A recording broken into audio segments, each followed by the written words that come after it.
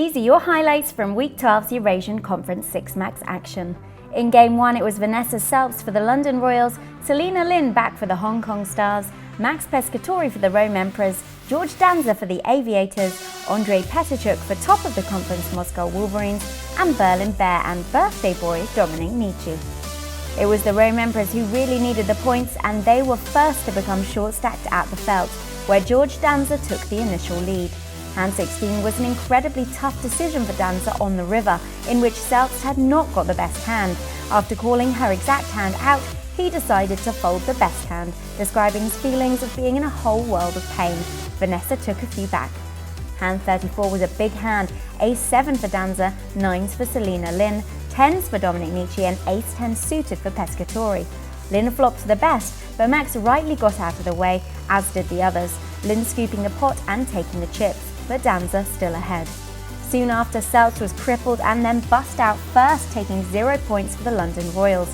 Hand 49 saw kings for Pescatori, a slight sweat for Lin on the turn with the hearts, but Max's hand held and he was able to go ahead and take some chips. Danzer still in the lead at this point though. Max then took aces for the chip lead and Lin bust in 5th for just 1 point. Nitsche went out in 4th.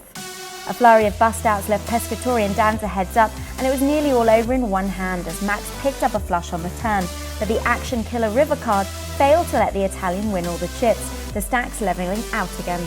Hand 78 was the hand that nearly knocked Pescatori off his chair, Paris Aviators taking the lead and 7 points in this first 6 Max match.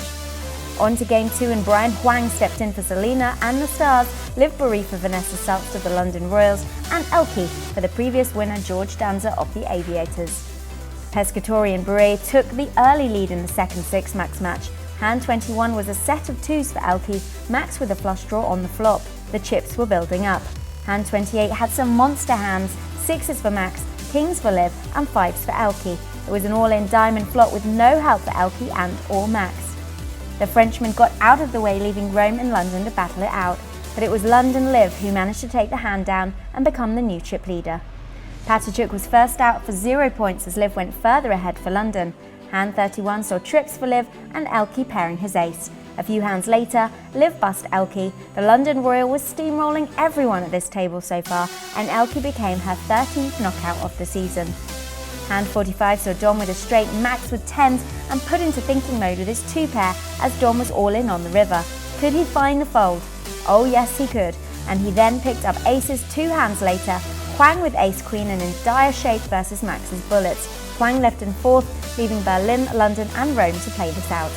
Hand 58 saw good game for Max as Liv knocked out her 14th player, and it was enough to see her heads up with the Berlin Bear. Play went back and forth for a while, Liv with a lot of work to do, but she managed to creep it back and become the chip leader once again. Hand 93 was 5s versus ace-king.